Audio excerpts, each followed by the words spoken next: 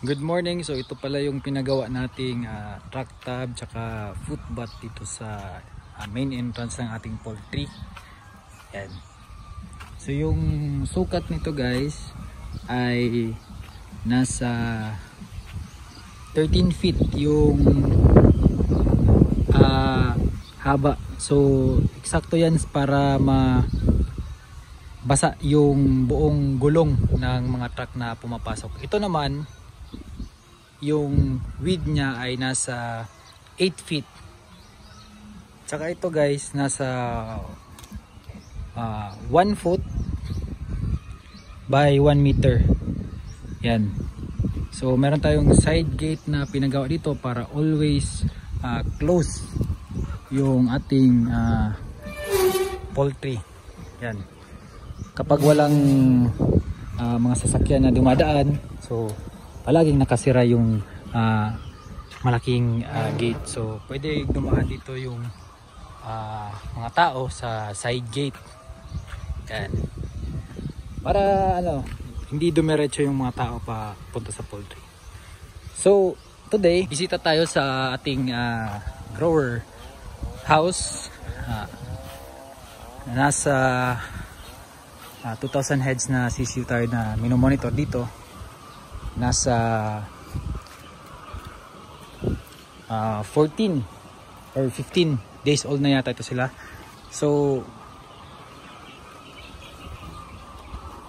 nag-decide kami na i-stop ng yung heater kasi medyo mainit na yung panahon, tsaka medyo kulay na yung kanilang balahibo, so nag-change na yung feather. Ngayon, meron tayong nakaschedule na pagkuha ng liner, yung cover ng flooring ng ating mga sisiw, para medyo ventilated na yung kanilang kulungan. So yung purpose ng brooding guys is to prepare the chicks para sa transition ng internal environment, no? So from itlog papunta sa external environment, which is our natural environment. So kapag binigla natin na walang assistance, like hindi dumaan ng proper brooding period yung mga sisiw, may possibility na marami yung mortality or yung survivability ng ating mga sisiw is mako-compromise or hindi ma-attain yung ating target na nasa 95% plus dapat yung survivability ng ating sisiw. So ngayon, nakaschedule din ito sila this week, no, na pag-dibik. Kailangan maputulan yung mga tuka. So may mga breed at saka may mga hatchery na naka-laser dibik na yung kanilang mga sisiw. Ito hindi ito naka-laser dibik. So yung naka-laser dibik, after 3 to 5 days nagpi-peel off lang yung tip ng beak nila. So yan guys, pag dibik tayo, dapat i-divide natin, imaginary divide natin yung mga beak ng ating mga sisiw sa 3. So yung pinaka dulo, yun lang yung puputulin. So pag hindi natin dinibik ito guys, may possibility na tumaas yung mortality dahil sa cannibalism, dahil nga sa medyo mainit na yung environment. So kailangan talaga guys na ma-adjust na yung ating kulungan, yung ating mga nilalagay dito kagaya ng heater. Yan, hindi na yan kailangan mamayang gabi or bukas kasi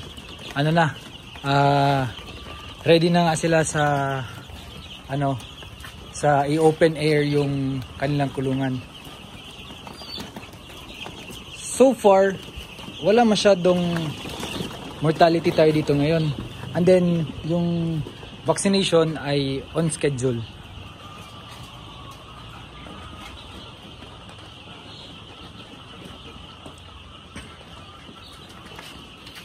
So check natin ating mga CCU. Yan.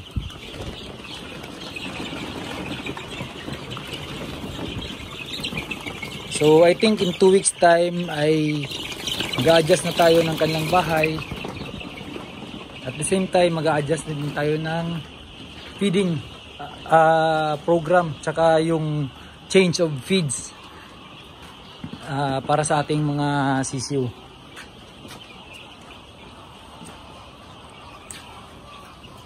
So since maulan ay medyo maputik dito ngayon, kaya mahirap maglakad-lakad dito. So kanina pala guys ay meron tayong dumating na mga supplies natin ng feeds dito sa ating poultry. Tsaka mag-order na din tayo ng chick starter crumble para sa ating mga sisiw. So yan, meron tayong bagong stocks ng ating mga feeds. Yan, DMEG Essential gamit natin, magandang quality. Ito pa rin yung ating mga steel cage na ilalagay sa building 5. Yan, so yung plano din natin ngayon, may nakaschedule tayo na pag-count ng hen house at saka ng hen day ng ating mga manok. Ibig sabihin, ipapabilang natin lahat ng populations ng ating manok sa each building para makita natin kung ilang percentage yung total production ng ating poultry. At the same time ay para ma-monitor natin yung feed allocation ng buong poultry, included na yung layer tsaka yung sa mga sisiw. So para maalaman natin yung total expenses tsaka ng daily expenses ng ating poultry. So magre-recalibrate na naman ulit tayo ng mga presyo ng itlog. So kailangan natin makuha lahat ng mga expenses. Then ngayon guys, nagpa-stop na din tayo ng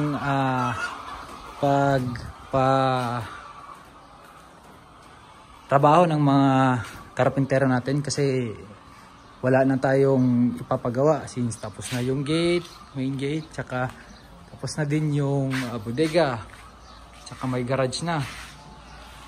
Yan. So kailangan natin na medyo mag cost cut muna para maiwasan natin or mabawasan natin yung ating mga expenses. Kasi hinahinay lang din tayo mag-increase ng presyo ng egg dahil medyo mahina din yung bentahan ng itlog. So may mga natitira pang dragon fruit na pwede i-harvest. Kukunin natin yung tagay man dragon fruit. Kaya iada sitin. Makaon daw siya dragon fruit. Hello madlang people, mabuhay. Wala ka mo dak plastic. Ora. Meron tayong repair today, yung makina na ginagamit para sa pagpump ng septic tank.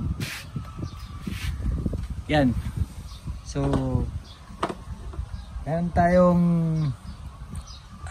nilalagay guys para hindi masyado malangaw ito.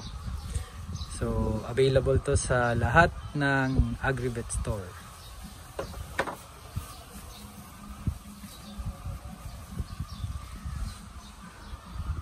Yan.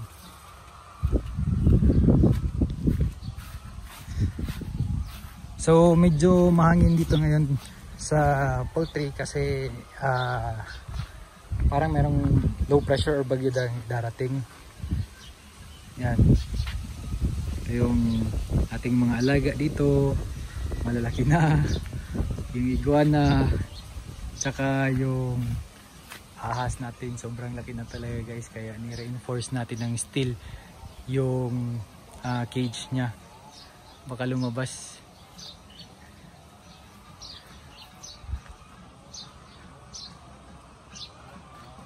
So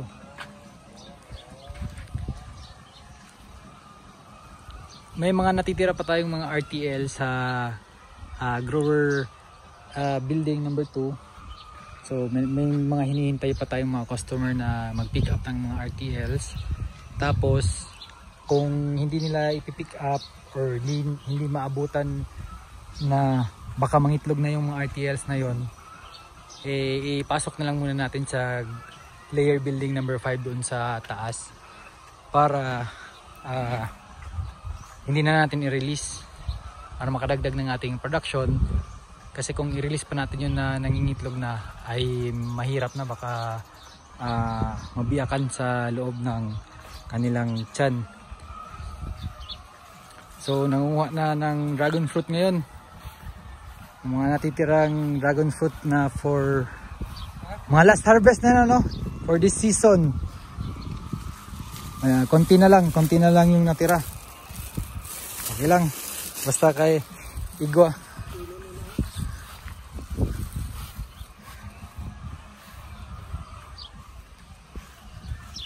So yun lang guys, kung plano nyo na maglagay din ng mga biosecurity sa inyong poultry, make sure na yung paa ay kasya doon sa mga tub na ginawa natin, no? Yung mga footbath na ginawa natin. Okay, so after dito ay punta naman tayo sa ating egg room para mag-release ng mga itlog, and then para mabenta na yung mga itlog natin na galing dito sa poultry. Nag-recalibrate na rin tayo ng presyo, kaya tingnan natin kung ano yung feedback ng ating mga customers. So maraming salamat guys sa panonood nyo ng video ito, at sana ay nag-enjoy kayo. Happy poultry farming! Bye!